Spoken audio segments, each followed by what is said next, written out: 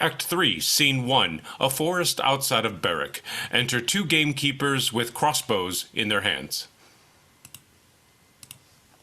Under this thick-grown brake we'll shroud ourselves. For through this land anon the deer will come, and in this covert will we make our stand, culling the principal of all the deer. I'll stay above the hill so both may shoot. That cannot be. The noise of thy crossbow will scare the herd, and so my shoot is lost. Here stand we both, and aim we at the best. And for the time shall not seem tedious, I'll tell thee what befell me on a day in this self place where now we mean to stand. Here comes the man. Let's stay till he be past. So from Scotland am I stolen, e'en of pure love, to greet mine own land with my wishful sight? No, Harry, 'tis no land of thine. Thy place is filled, thy sceptre wrung from thee, thy balm washed off wherewith thou wast anointed. No bending knee will call thee Caesar now, no humble suitors press to speak for right. No, not a man comes for redress of thee, for how can I help them and not myself? Aye, here's a deer who skins a keeper's fee. This is the quondam king. Let's seize upon him. Let me embrace the sour adversaries, for wise men say it is the wisest course. Why linger we? Let us lay hands upon him. Forbear a while. We'll hear a little more. My queen and son are gone to France for aid, and, as I hear, the great commanding Warwick is thither gone to crave the French king's sister, to wife for Edward. If this be true, poor queen and son, your labor is but lost. For Warwick is a subtle orator, and Louis the Prince soon won with moving words. By this account, then, Margaret may win him, for she's a woman to be pitied much. Her sighs will make a battery in his breast, her tears will pierce into a marble heart, and the tiger will be mild whilst she doth mourn. Nero will be tainted with remorse to hear and see her plaints, her brinish tears. Aye, but she's come to beg, Warwick to give. She on his left side craving aid for Henry, he on his right asking a wife for Edward. She weeps and says her Henry is disposed. He smiles and said his Edward is installed.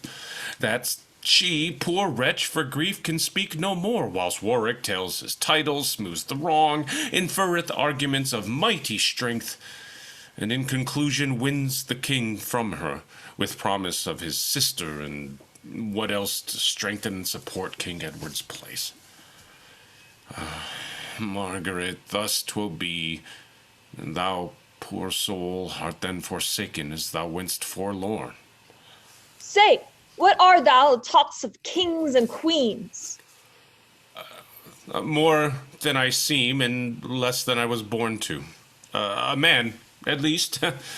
For less I should not be, and men may talk of kings, and why not I?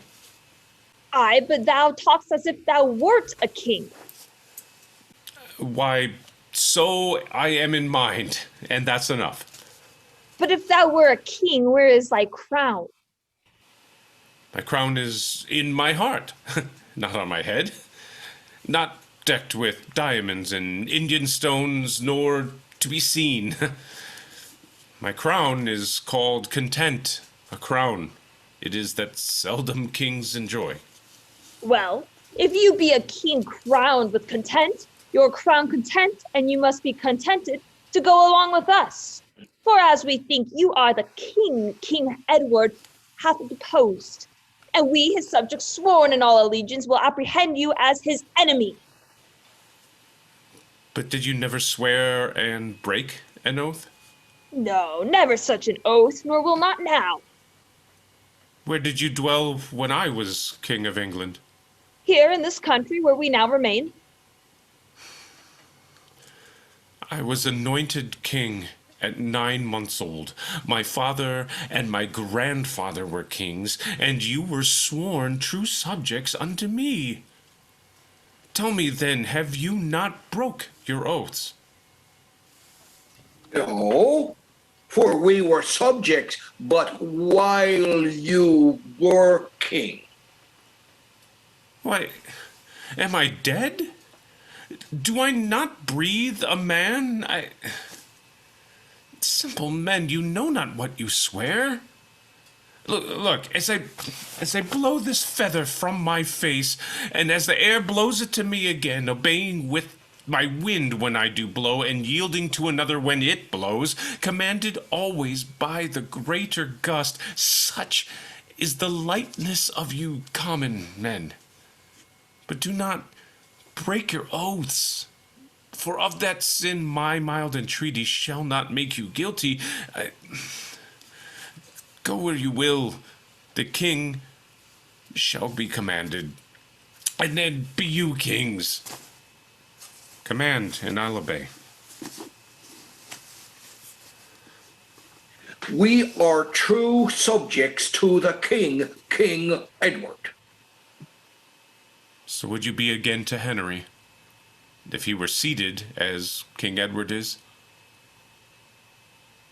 We charge you in God's name and the king's to go with us unto the officers.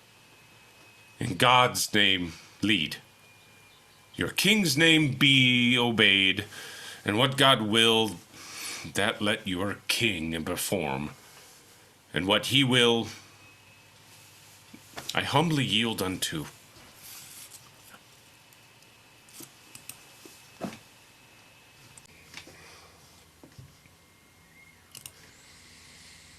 Act 3, Scene 2, London, a room in the palace. Enter King Edward, Richard, Duke of Gloucester, George, Duke of Clarence, and Lady Grey. Brother of Gloucester, at St. Albans Field, this lady's husband, Sir Richard Grey, was slain, his land then seized on by the Conqueror. Her suit is now to repossess those lands, which we in justice cannot well deny, because in quarrel of the House of York, the worthy gentleman did lose his life. Your Highness shall do well to grant her suit. It were dishonor to deny it to her. It were no less, but yet I'll make a pause. Yea, is it so? I see the lady hath a thing to grant before the king will grant her humble suit. He knows the game, how true he keeps the wind. Silence. Widow, we will consider of your suit, and come some other time to know our mind. Right, gracious lord, I cannot brook delay. May it please your highness to resolve me now, and what your pleasure is shall satisfy me. Aye, widow. Then I'll warrant you all your lands, and if what pleases him shall pleasure you, fight close or a good faith you'll catch a blow. I fear her not, unless the chance to fall. God forbid that, for he'll take vantages. How many children hast thou, widow? Tell me. I think he means to beg a child of her. Nay, then whip me. He'll rather give her 2. 3, my most gracious lord. You shall have 4 if you'll be ruled by him. 'Twere pity they should lose their father's lands. Be pitiful, dread lord, and grant it then. Lords, give us leave. I'll try this widow's wit. Aye, good leave have you. For you will have leave till youth take leave and leave you to the crutch. Now tell me, madam, do you love your children? I full as dearly as I love myself. And would you not do much to do them good? To do them good, I would sustain some harm. Then get your husband's lands to do them good. Therefore I came unto your majesty. I'll tell you how these lands are to be got. So shall you bind me to your highness' service. What service wilt thou do me if I give them? What you command that rest in me to do. But you will take exceptions to my boon. No, gracious lord, except I cannot do it. Aye, but thou canst do what I mean to ask. Why then I will do what your grace commands. He plies her hard, and much rain wears the marble. As red as fire, nay, then her wax must melt. Why stops my lord? Shall I not hear my task? An easy task. 'Tis but to love a king. That's soon performed because I am a subject. Why then, thy husband's lands I freely give thee. I'll take my leave with many thousand thanks. The match is made. She seals it with a curtsy. But stay thee. 'Tis the fruits of love, I mean. The fruits of love, I mean, my loving liege. Aye, but I fear me in another sense. What love thinkst thou I sue so much to get? My love till death, my humble thanks, my prayers, that love which virtue begs and virtue grants. No, by my troth, I did not mean such love. Why then you mean not as I thought you did. But now you partly may perceive my mind. My mind will never grant what I perceive your highness aims at if I aim aright. To tell thee plain, I aim to lie with thee. To tell you plain, I'd rather lie in prison. Why then thou shalt not have thy husband's lands. Why then mine honesty shall be my dower, for by that lost I will not purchase them. Therein thou wrongst thy children mightily. Herein your highness wrongs both them and me. But, mighty lord, this merry inclination accords not with the sadness of my suit. Please you dismiss me with an A or no. Aye, if thou wilt say aye to my request. No, if thou dost say no to my demand. Then no, my lord, my suit is at an end. Oh, the widow likes him not. She knits her brows. He is the bluntest wooer in Christendom. Her looks doth argue her replete with modesty. Her words doth show her wit incomparable. All her perfections challenge sovereignty. One way or other she is for a king, and she shall be my love or else my queen. Say that King Edward take thee for his queen. 'Tis better said than done, my gracious lord. I am a subject fit to jest with all, but far unfit to be a sovereign. Oh, sweet widow, by my state I swear to thee, I speak no more than what my soul intends, and that is to enjoy thee for my love. And that is more than I will yield on to. I know I am too mean to be your queen, and yet too good to be your concubine. You cavil, widow. I did mean my queen. 'Twill grieve your grace, my son shall call you father. No more than when my daughters call thee mother. Thou art a widow, and thou hast some children, and, by God's mother, I, being but a bachelor, have other some.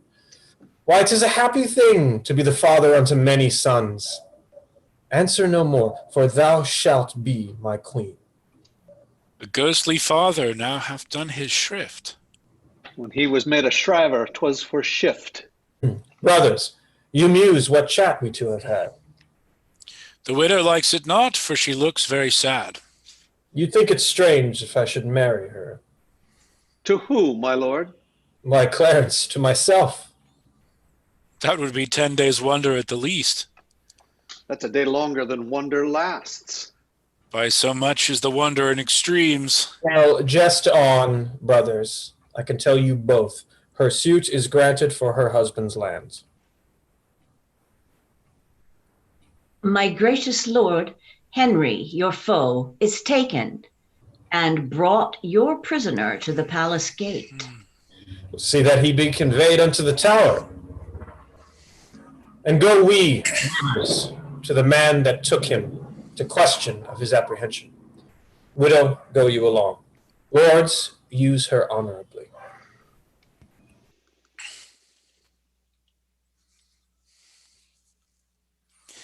Aye, Edward will use women honorably. Would he were wasted, marrow, bones, and all, that from his loins no hopeful branch may spring to cross me from the golden time I look for. And yet between my soul's desire and me, the lustful Edward's title buried is Clarence, Henry, and his son young Edward, and all the unlooked for issue of their bodies, to take their rooms ere I can place myself, a cold premeditation for my purpose. Why then I do but dream on sovereignty, like one that stands upon a promontory and spies a far-off shore where he would tread, wishing his foot were equal with his eye, and chides the sea that sunders him from thence, saying, he'll lade it dry to have his way. So do I wish the crown, being so far off, and so I chide the means that keeps me from it. And so I say I'll cut the causes off, fluttering me with impossibilities. My eyes too quick, my heart overweens too much. Unless my hand and strength could equal them, why say there's no kingdom then for Richard? What other pleasure can the world afford? I'll make my heaven in a lady's lap, and deck my body in gay ornaments, and which sweet ladies with my words and looks? Oh, miserable thought, and more unlikely than to accomplish 20 golden crowns. Why?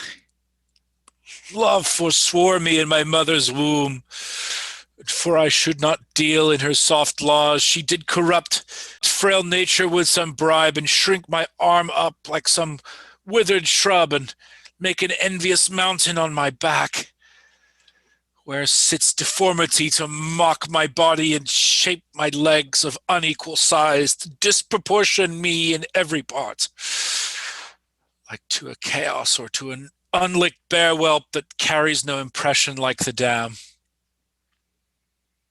And am I then a man to be beloved? Oh, monstrous fault, to harbor such a thought.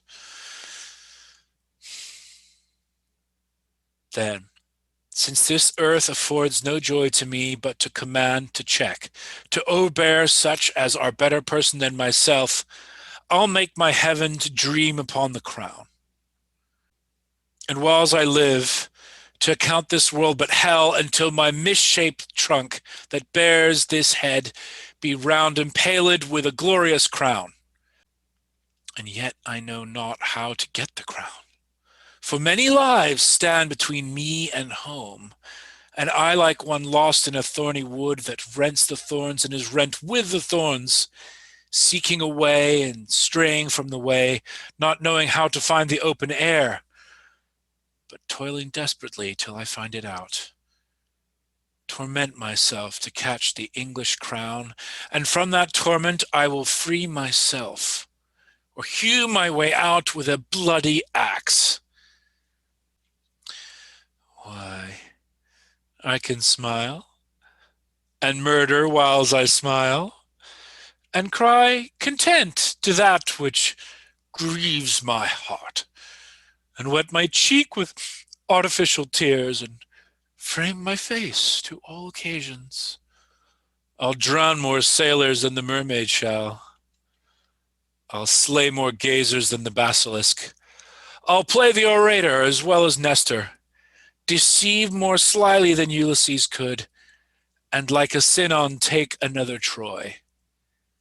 I can add colors to the chameleon, change shapes with Proteus for advantages, and set the murderous Machiavel to school. Can I do this and cannot get a crown? Tut. Were it farther off, I'll pluck it down.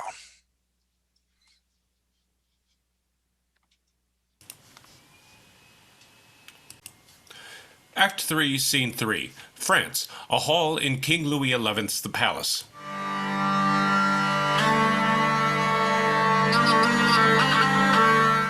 and to King Louis with his sister the Lady Bona, and to them Prince Edward, Queen Margaret, and the Earl of Oxford, wearing the red rose. Fair Queen of England, worthy Margaret, sit down with us. It ill befits thy state and birth that thou shouldst stand while Louis doth sit. No, mighty King of France. Now Margaret must strike her sail and learn a while to serve where kings command. I must confess, great Albion's queen in former golden days. But now mischance hath trod my title down, and with dishonor laid me on the ground, where I must take like seat unto my fortune, and to my humble seat conform myself. Why, say, fair queen, whence springs this deep despair? From such a cause as fills mine eyes with tears, and stops my tongue while heart is drowned in cares. Whate'er it be thou still like thyself, and sit thee by our side. Yield not thy neck to fortune's yoke, but yet let thy dauntless mind still ride in triumph over all mischance. Be plain, Queen Margaret, and tell thy grief. It shall be eased if France can yield relief. Those gracious words revive my drooping thoughts, and give my tongue-tied sorrows leave to speak. Now therefore be it known to noble Louis that Henry, sole possessor of my love, is of a king become a banished man, and forced to live in Scotland a forlorn, while proud ambitious Edward, Duke of York, usurps the regal title and the seat of England's true anointed lawful king. This is the cause that I, poor Margaret, with this my son, Prince Edward, Henry's heir, am come to crave thy just and lawful aid. And if thou fail us, all our hope is done. Scotland hath will to help, but cannot help. Our people and our peers are both misled, our treasures seized, our soldiers put to flight, and as thou seest, ourselves in heavy plight. Renowned Queen, with patience, calm the storm while we bethink a means to break it off. The more we stay, the stronger grows our foe. The more I stay, the more I'll succor thee. Oh, but impatience waiteth on true sorrow. And see where comes the breeder of my sorrow. What he approacheth boldly to our presence? Our Earl of Warwick, Edward's greatest friend. Welcome, brave Warwick. What brings thee to France? Aye, now begins a second storm to rise, for this is he that moves both wind and tide.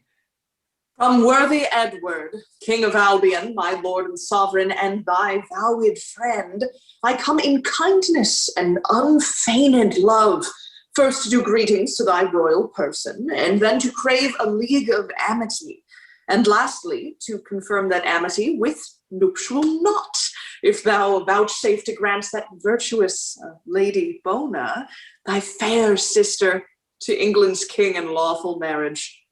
If that go forward, Henry's hope is done.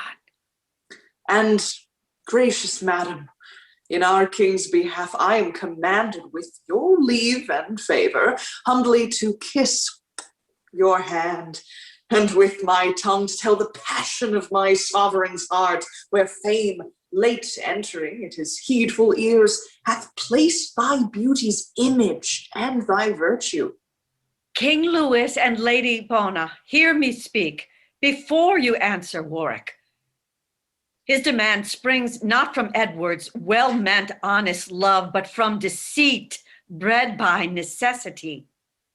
For how can tyrants safely govern home unless abroad they purchase great alliance? To prove him tyrant, this reason may suffice, that Henry liveth still, but were he dead, yet here Prince Edward stands, King Henry's son. Look therefore, Louis, by this league and marriage, thou draw not on thy danger and dishonor, for thou usurpst away the rule a while, yet heavens are just, and time suppresseth wrongs. Injurious Margaret! And why not, Queen? Oh, because thy father Henry did usurp, and thou no more art prince than she is queen. Then Warwick disannuls great John of Gaunt, which did subdue the greatest part of Spain. And after John of Gaunt, Henry the Fourth, whose wisdom was a mirror to the wisest. And after that wise prince, Henry the Fifth, who by his prowess conquered all France. From these our Henry lineally descends. Oxford, how haps it in this smooth discourse you told not how Henry the Sixth hath lost all that which Henry the Fifth had gotten? Methinks these peers of France should smile at that. But for the rest, you tell a pedigree of 62 years, a silly time to make prescription for a kingdom's worth. My Warwick, canst thou speak against thy liege, whom thou obeyedst 36 years, and not bewray thy treason with a blush? Can Oxford, that did ever fence the right, now buckler falsehood with a pedigree? For shame, leave Henry and call Edward king. Call him my king? By whose injurious doom my elder brother, the Lord Aubrey Vere, was done to death. More than so, my father, even in the downfall of his mellowed years, when nature brought him to the door of death? No, Warwick, no. While life upholds this arm upholds the house of Lancaster. And I, the house of York. Queen Margaret, Prince Edward, and Oxford, vouchsafe at our request to stand aside while I use further conference with Warwick. Heavens grant that Warwick's words bewitch him not. Now, Warwick, tell me, even upon thy conscience, is Edward your true king? For I were loath to link with him that were not lawful chosen.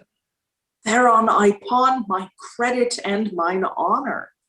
But is he gracious in the people's eye? The more that Henry was unfortunate. Then, further, all dissembling set aside, tell me for truth the measure of his love unto our sister Bona. Such seems as may beseem a monarch like himself. Myself have often heard him say and swear that this his love was an eternal plant, whereof the root was fixed in virtue's ground, the leaves and fruit maintained with beauty's sun, exempt from envy, but not from disdain, unless the Lady Bona quit his pain. Now, sister, let us hear your firm resolve.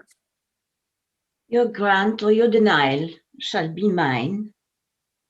Yet I confess that often ere this day, when I have heard your king's desert recounted, mine ear hath tempted judgment to desire. Then, Warwick, thus, our sister shall be Edward's, and now forthwith shall articles be drawn touching the jointure that your king must make, which with her dowry shall be counterpoised. Draw near, Margaret, and be a witness that Bona shall be wife to the English king. To Edward, but not to the English king.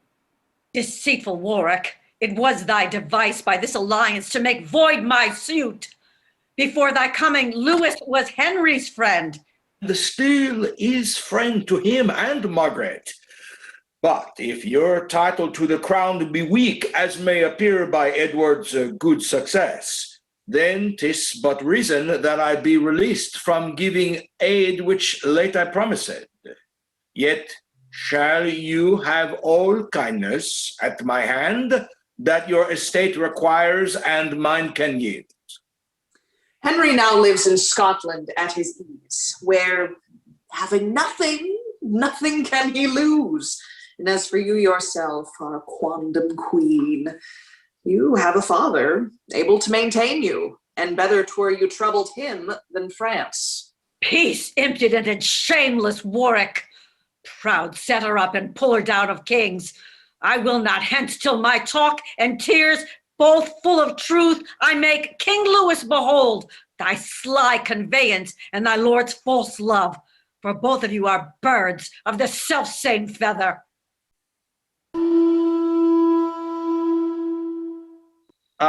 Warwick, this is some post to us or thee.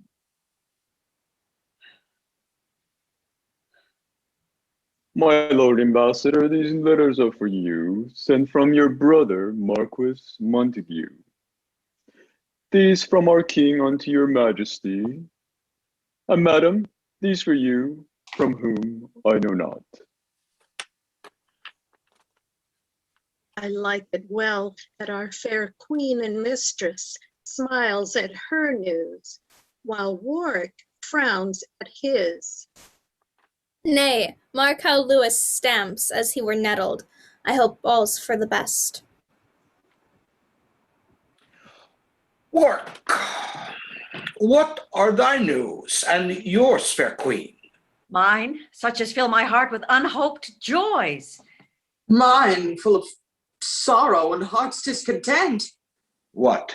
Has your king married the Lady Grey, and now to soothe your forgery and his sent me a paper to persuade me patience? Is this the alliance that he seeks with France? Dare he presume to scorn us in this manner? I told your majesty as much before. This proveth Edward's love and Warwick's honesty. King Louis, I hear protesting, sight of heaven, and by the hope I have of heavenly bliss, that I am clear from this misdeed of Edward's.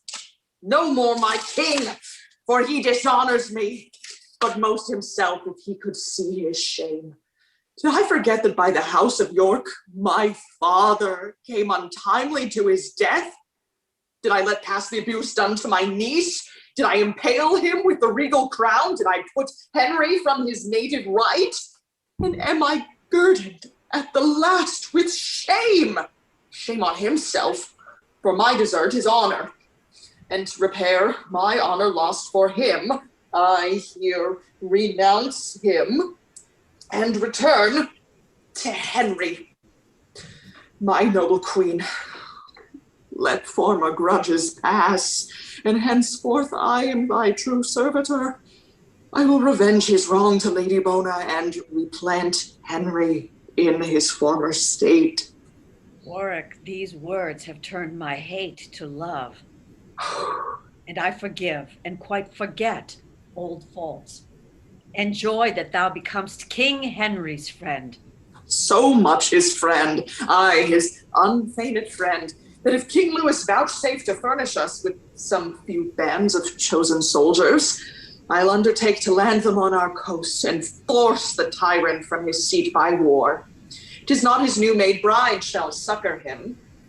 And as for Clarence, as my letters tell me, he's very likely now to fall from him for matching more for wanton lust than honor, or than for strength and safety of our country. Dear brother, how shall Bona be revenged but by thy help to this distressed queen? Renowned prince, how shall poor Henry live unless they rescue him from foul despair? My quarrel and this English queen's are one. And mine, fair Lady Bona, joins with yours. And mine with hers, and thine and Margaret's. Therefore, at last, I firmly am resolved. You shall have aid. Let me give humble thanks for all at once. Then, England's messenger, return in post, and tell false Edward, thy supposed king, that Louis of France is sending over maskers to revel it with him and his new bride. Thou seest what's past. Go fear thy king withal. Tell him, in hope he'll prove a widower shortly, I wear the willow garland for his sake. Tell him my mourning weeds are laid aside, and I am ready to put armor on. Tell him from me that he hath done me wrong, and therefore I'll uncrown him ere to be long. There's thy reward. Be gone. But Warwick, thou and Oxford with 5,000 men shall cross the seas and bid false Edward battle. And as occasion serves, this noble queen and prince shall follow with a fresh supply. Yet ere thou go, but answer me one doubt.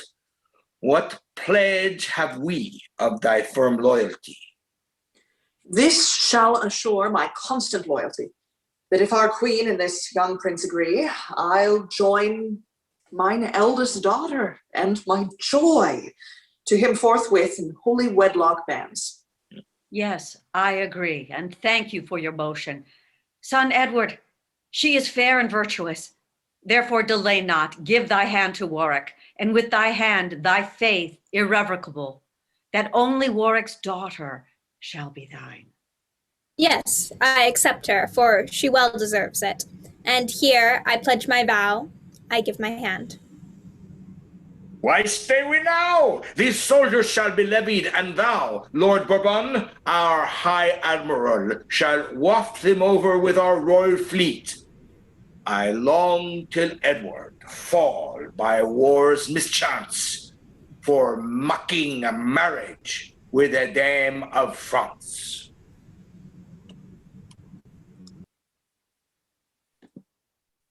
I came from Edward as ambassador, but I return his sworn and mortal foe. Matter of marriage was the charge he gave me, but dreadful war shall answer his demand. Had he none else to make a stale but me?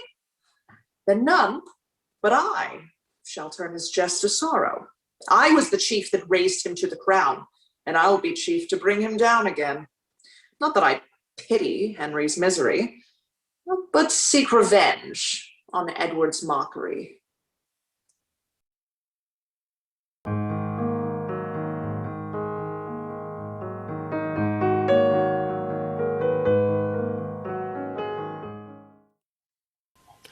Act 4, Scene 1. London, a hall of state in the palace. Enter Richard of Gloucester, Clarence, Somerset, and Montague, all wearing the white rose. Now, tell me, brother Clarence, what think you of this new marriage with the Lady Grey? Hath not our brother made a worthy choice? Alas, you know 'tis far from hence to France. How could he stay till Warwick made return?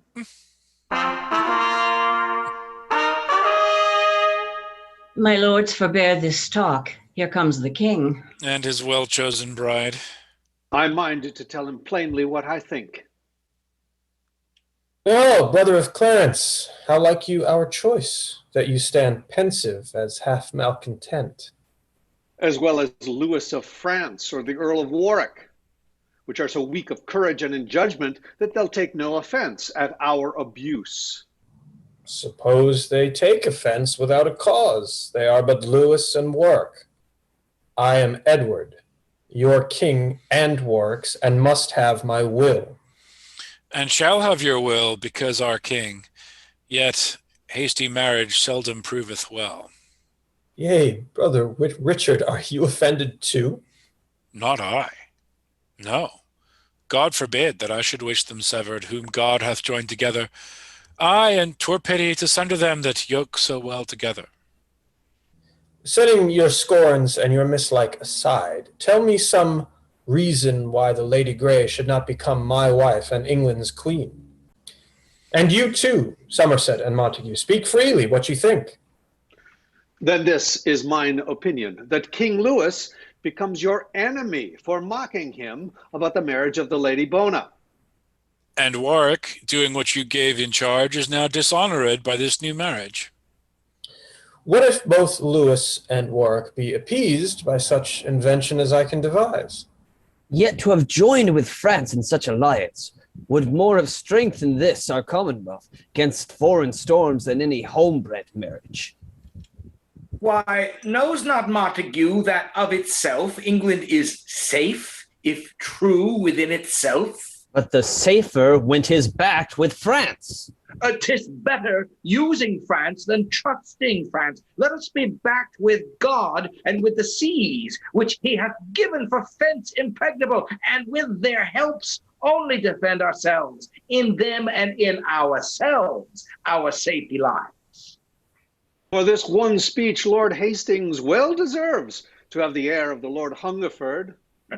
Aye, what of that? It was my will and grant, and for this once my will shall stand for law.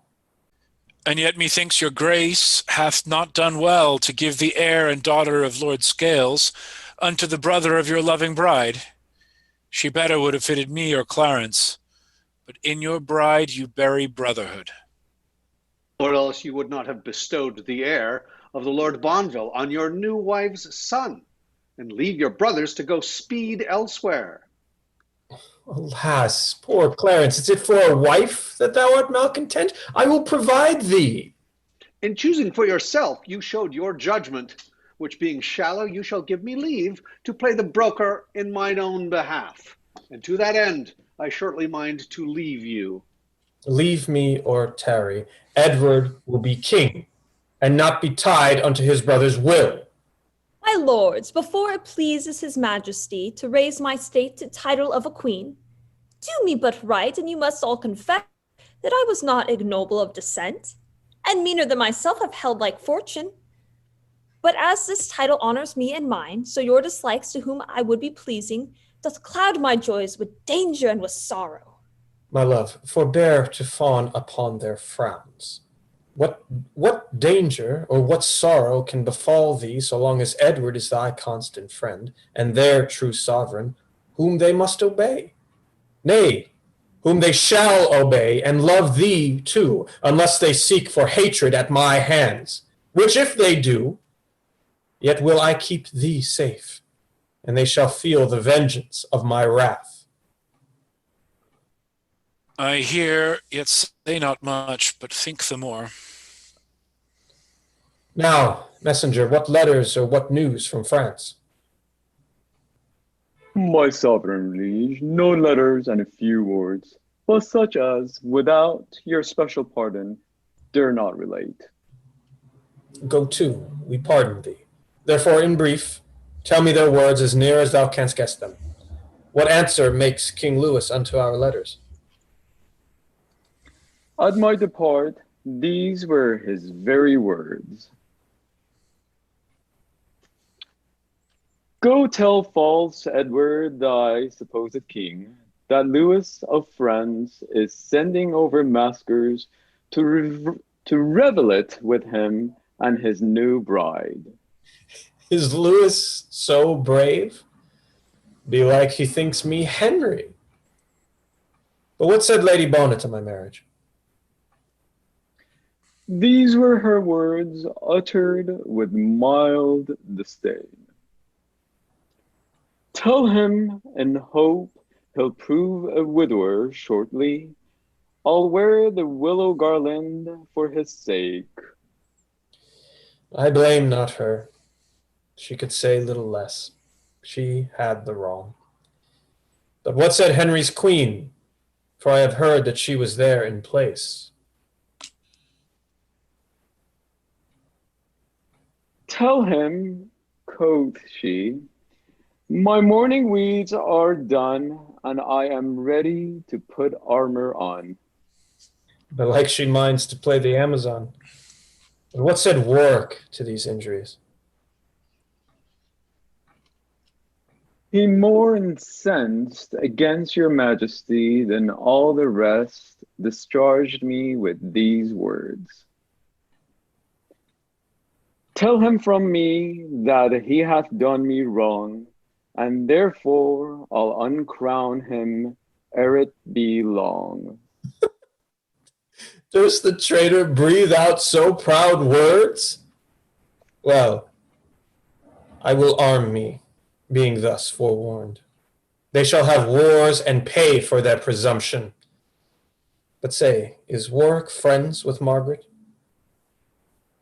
Aye, gracious sovereign, they are so linked in friendship The young Prince Edward marries Warwick's daughter.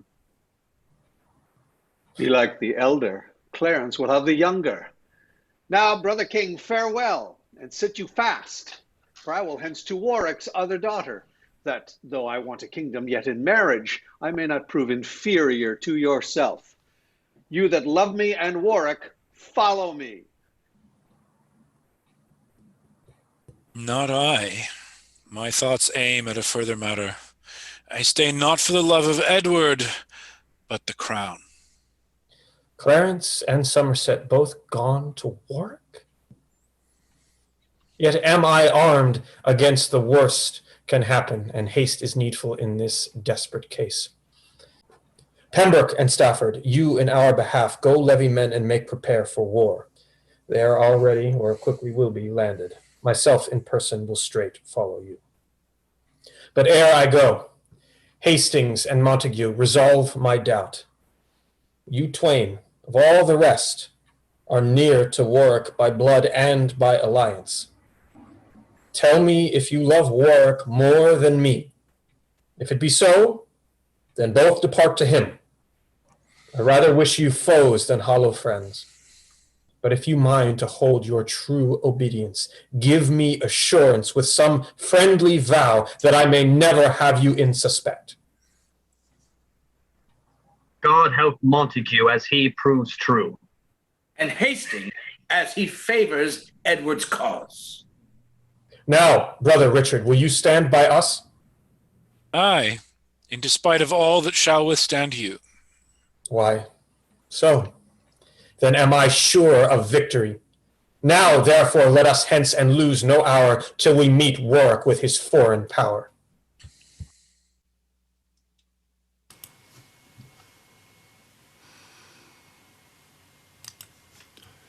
Act 4, Scene 2. A road in Warwickshire. Enter Warwick and Oxford wearing the red rose with a French army. Trust me, my lord, all hitherto goes well. The common people by numbers swarm to us. But see where Somerset and Clarence comes. Speak suddenly, my lords. Are we all friends? Fear not that, my lord. Then, gentle Clarence, welcome unto Warwick, and welcome Somerset. I hold it cowardice to rest mistrustful where a noble heart hath pawned an open hand in sign of love. Else might I think that Clarence, Edward's brother, were but feigned friend to our proceedings. But welcome, sweet Clarence, my daughter shall be thine. And now what rests but in night's coverture, thy brother being carelessly encamped, his soldiers lurking in the town about, and but attended by a simple guard, we may surprise him and take him at our pleasure. Our scouts have found the adventure very easy, that as Ulysses and stout Diomed with sleight and manhood stole to Rhesus' tents and bought from thence the Thracian fatal steeds, so we, well covered with the knight's black mantle, at unawares may beat down Edward's guard and seize himself. I say not slaughter him, for I intend but only to surprise him. You that will follow me to this attempt, applaud the name of Henry with your leader. Henry! Henry! Why then, let's on our way in silent sort, for Warwick and his friends, God and Saint George.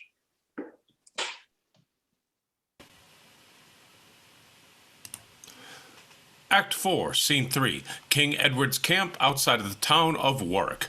Enter 3 watchmen to guard King Edward's tent, all wearing the white rose. Come on, my masters. Each man take his stand. The king by this has set him down to sleep. Oh, what, will he not to bed? Aye, no, for he hath made a solemn vow never to lie and take his natural rest, till Warwick or himself be quite suppressed. Tomorrow then belike shall be the day, if Warwick be so near as men report. But say, I pray, what nobleman is that with the king here resteth in his tent? 'Tis the Lord Hastings, king's chiefest friend. Oh, is it so? But why commands the king that his chief followers lodge in towns about him, while he himself keeps in the cold field? 'Tis more the honor, because more dangerous. Aye, but give me worship and quietness. I like it better than the dangerous honor. If Warwick knew in what estate he stands, 'tis to be doubted he would waken him. Unless our halberds did shut up his passage. Aye, wherefore else guard we his royal tent, but to defend his person from night foes? This is his tent, and see where stand his guard. Courage, my masters. Honor, now or never. But follow me, and Edward shall be ours. Who goes there? Stay, or thou diest. Warwick! Arm! Arm! What are they that fly there? Richard and Hastings, let them go. Here is the Duke. The Duke? Why, Warwick, when we parted, thou calledst me king. Aye, but the case is altered. When you disgraced me in my embassade, then I degraded you from being king and come now to create you Duke of York.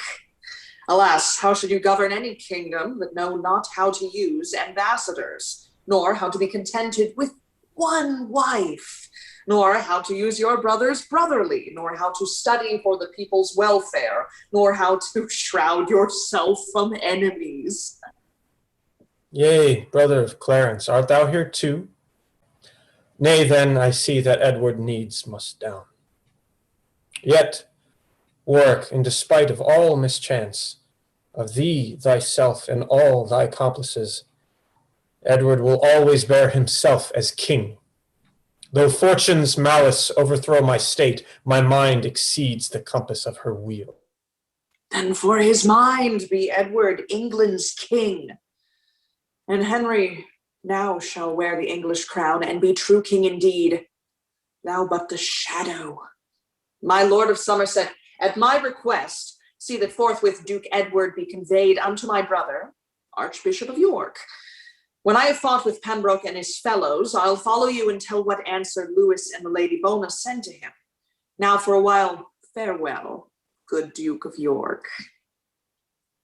What fates impose that men must needs abide, it boots not to resist both wind and tide.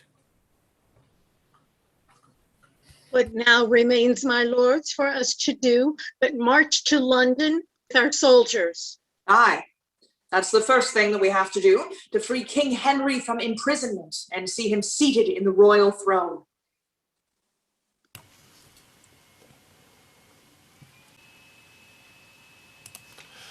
Act 4, Scene 4, London, an antechamber in the palace. Enter Rivers and Queen Elizabeth wearing the white rose. Madam, what makes you in this sudden change? Why, Brother Rivers, are you yet to learn what late misfortune has befallen King Edward? What, loss of some pitched battle against Warwick?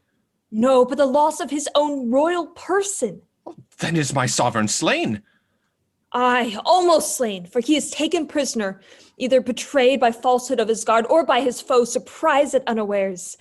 And I, as further have to understand, is now committed to the Bishop of York, fell Warwick's brother, and by that our foe. These news, I must confess, are full of grief. Yet, gracious madam, bear it as you may. Warwick may lose that now hath won the day. Till then, fair hope may hinder life's decay, and I rather wean me from despair for love of Edward's offspring in my womb. This is it that makes me bridle passion, and bear with mindfulness my misfortune's cross. Aye, for this I draw to many a tear, and stop the rising of blood-sucking sighs, lest with my sighs or tears I blast or drown King Edward's fruit, true heir to the English crown. But, madam, where is Warwick then become? I am informed that he comes towards London to set the crown once more on Henry's head. Guess thou the rest, King Edward's friends must down. But to prevent the tyrant's violence, for trust not him that hath once broken faith, I'll henceforth into the sanctuary to save at least the heir of Edward's right. There shall I rest secure from force and fraud. Come, therefore, let us fly while we can fly. If Warwick take us, we are sure to die.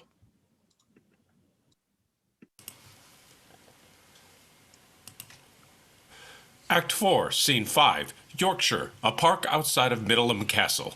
Enter Richard of Gloucester, Lord Hastings, and Sir William Stanley with their army, all wearing the White Rose. Now, my Lord Hastings and Sir William Stanley, leave off to wonder why I drew you hither into this chiefest thicket of the park. Thus stands the case. You know our king, my brother, is prisoner to the bishop here, at whose hands he hath good usage and great liberty, and often but attended with weak guard. Comes hunting this way to disport himself.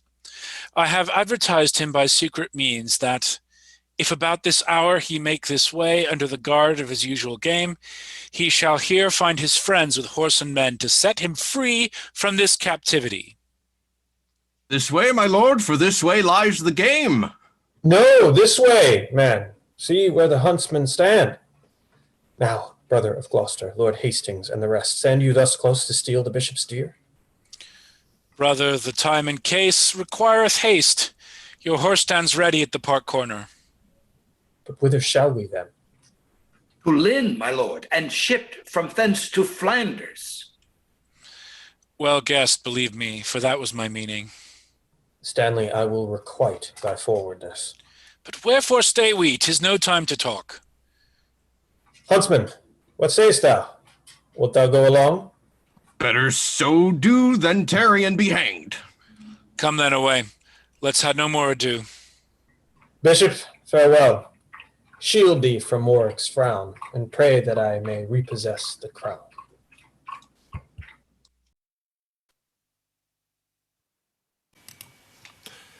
Act 4, Scene 6, the grounds before the Tower of London.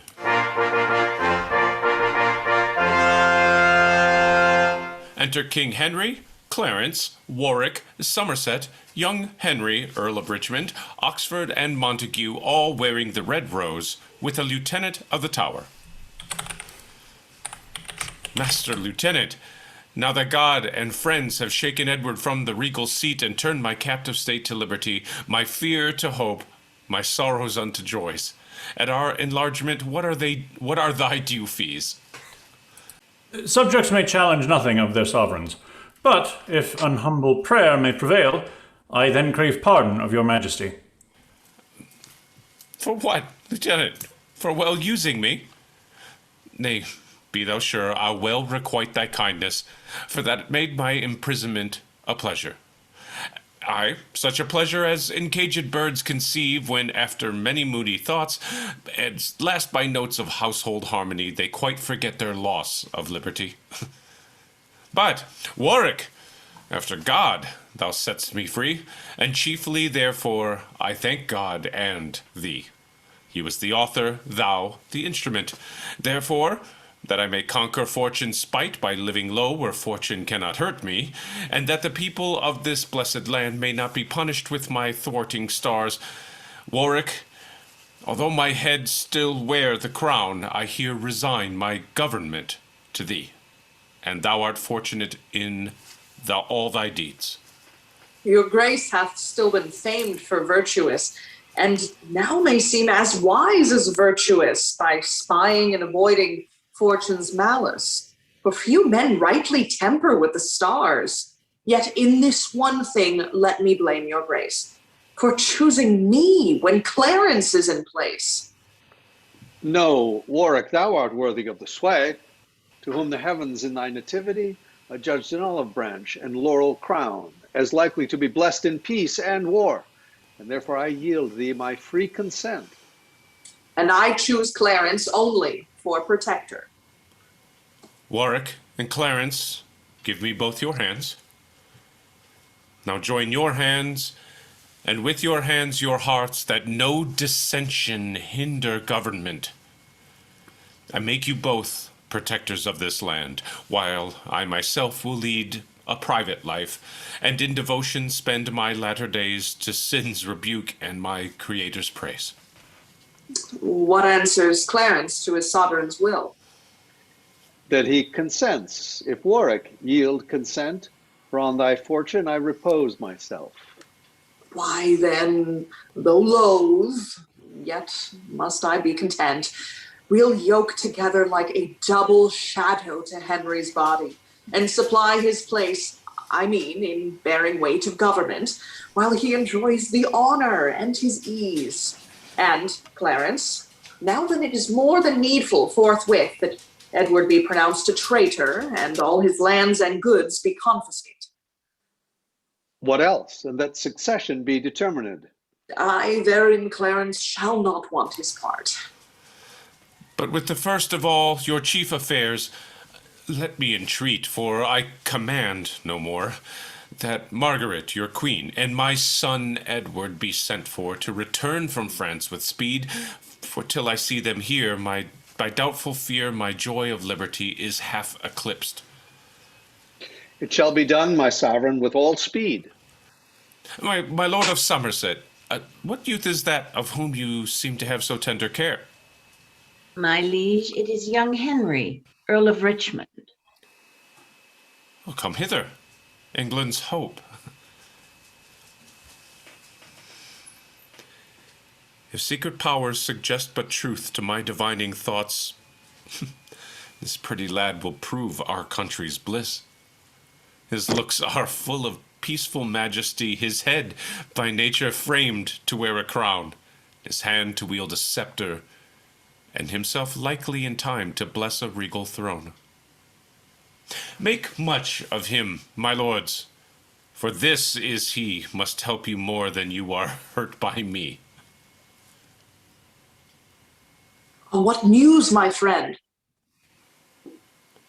That Edward escaped from your brother and fled as a year since to Burgundy. Unsavory news, but how made he escape? He was conveyed by Richard, Duke of Gloucester, and the Lord Hastings, who attended him in secret ambush on the forest side, and from the bishop's huntsmen rescued him. For hunting was his daily exercise. My brother was too careless of his charge. But let us hence, my sovereign, to provide a salve for any sore that may be tied. My lord, I like not of this flight of Edward's, for doubtless Burgundy will yield him help, and we shall have more wars before it be long. As Henry's late presaging prophecy did glad my heart with hope of this young Richmond, so doth my heart misgive me in these conflicts what may befall him, to his harm and ours. Therefore, Lord Oxford, to prevent the worst, forthwith we'll send him hence to Brittany, till storms be past of civil enmity. Aye, for if Edward repossess the crown, 'tis like that Richmond with the rest shall down. It shall be so. He shall to Brittany. Come, therefore, let's about it speedily.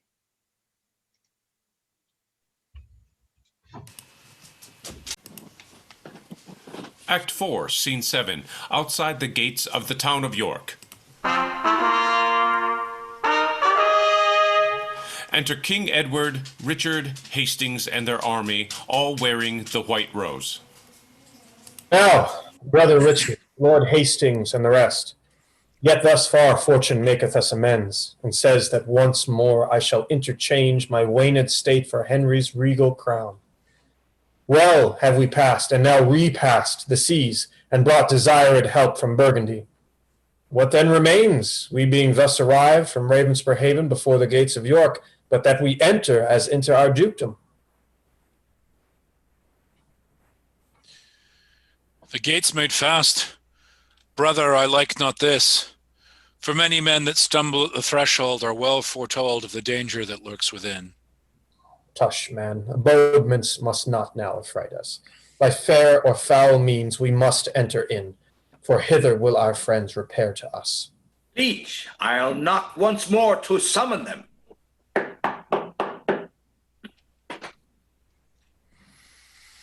My lords, we were forewarned of your coming and shut the gates for safety of ourselves. For now we owe allegiance unto Henry. But, Master Mayor, if Henry be your king, yet Edward at the least is Duke of York. True, my good lord, I know you for no less. Why, and I challenge nothing but my dukedom, as being well content with that alone. And when the fox hath once got in his nose, he'll soon find means to make the body follow. My master mayor, why stand you in a doubt? Open the gates. We are King Henry's friends. I say you so. The gates shall then be opened. A wise stout captain, and soon persuaded. The good old man would fain that all were well, so 'twere not long of him. But being entered, I doubt not, but we shall soon persuade both him and all his brothers unto reason. So, Master Mayor, these gates must not be shut, but in the night or in the time of war. What? Fear not, man, but yield me up the keys. For Edward will defend the town and thee, and all those friends that deign to follow me.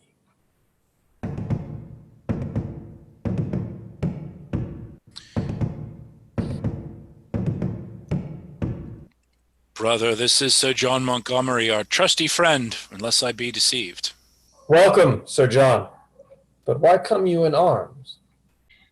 To help King Edward in his time of storm, as every loyal subject ought to do. Thanks, good Montgomery. But we now forget our title to the crown, and only claim our dukedom. God please to send the rest.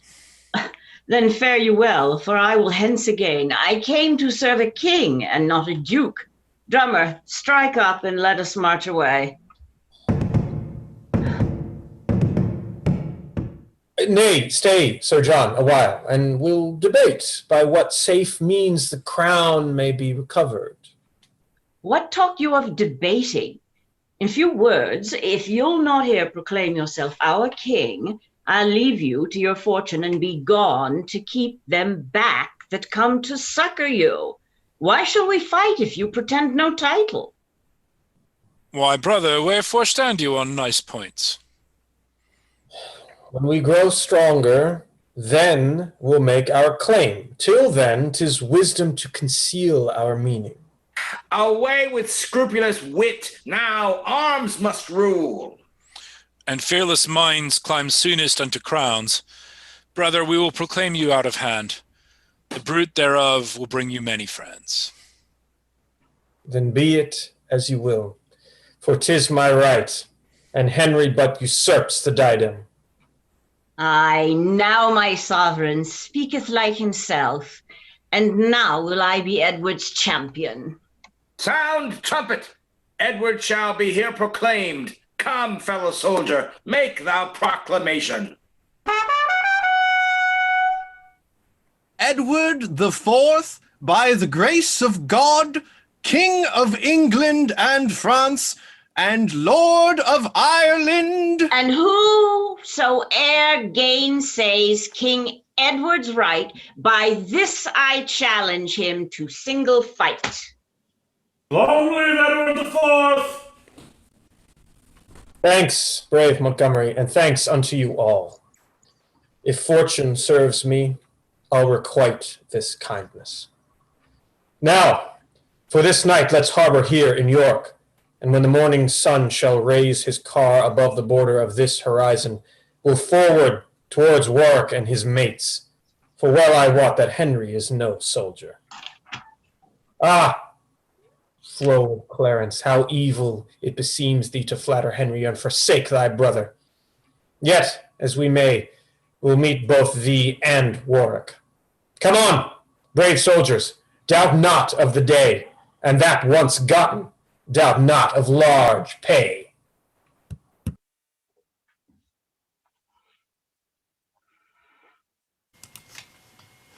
Act 4, Scene 8, London, a hall in the palace.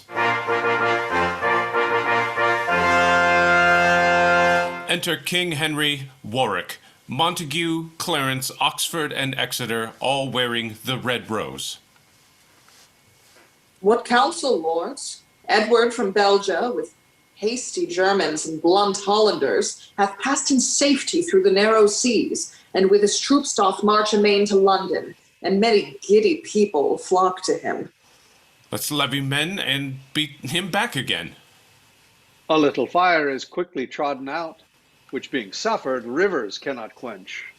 In Warwickshire I have true-hearted friends, not mutinous in peace, yet bold in war. Those I will muster up. And thou, son Clarence, shalt stir up in Suffolk, Norfolk, and in Kent the knights and gentlemen to come with thee. Thou, brother Montague, in Buckingham, Northampton, and in Leicestershire, shalt find men well inclined to hear what thou commandst. And thou, brave Oxford, wondrous well beloved in Oxfordshire, shall muster up thy friends. My sovereign, with the loving citizens, like to his island girt in with the ocean, or modest Diane circled with her nymphs, shall rest in London till we come to him. Fair lords, take leave, and stand not to reply. Farewell, my sovereign. Farewell, my Hector, and my Troy's true hope. In sign of truth, I kiss your highness's hand. Well-minded Clarence, be thou fortunate. My lord, and so I take my leave. And thus I seal my truth and bid adieu. Sweet Oxford and my loving Montague, and all at once more, a happy farewell. Farewell, sweet lords. Let's meet at Coventry. Here at the palace will I rest a while. Cousin of Exeter, what thinks your lordship? Methinks the power that Edward hath in field should not be able to encounter mine. The doubt is that he will seduce the rest. That's not my fear. My meed hath got me fame. I have not stopped mine ears to their demands, nor posted off their suits with slow delays. My pity hath been balm to heal their wounds. My mildness hath allayed their swelling griefs. My mercy dried their water-flowing tears. I have not been desirous of their wealth, nor much oppressed them with great subsidies, nor forward of revenge, though they much erred. Then why should they love Edward more than me? No, Exeter, these graces challenge grace, and when the lion fawns upon the lamb will never cease to follow him. A York! A York! Hark, my lord, what shouts are these? Seize on the shamefaced Henry, bear him hence, and once again proclaim us King of England. You are the fount that makes the small brooks to flow. Now stops thy spring. My sea shall suck them dry and swell so much the higher by their ebb. Hence with him to the tower, let him not speak. And, lords, towards Coventry bend we our course, where peremptory Warwick now remains. The sun shines hot, and if we use delay, cold biting winter mars our hoped-for hay. Away betimes before his forces join, and take the great-grown traitor unawares. Brave warriors, march amain towards Coventry.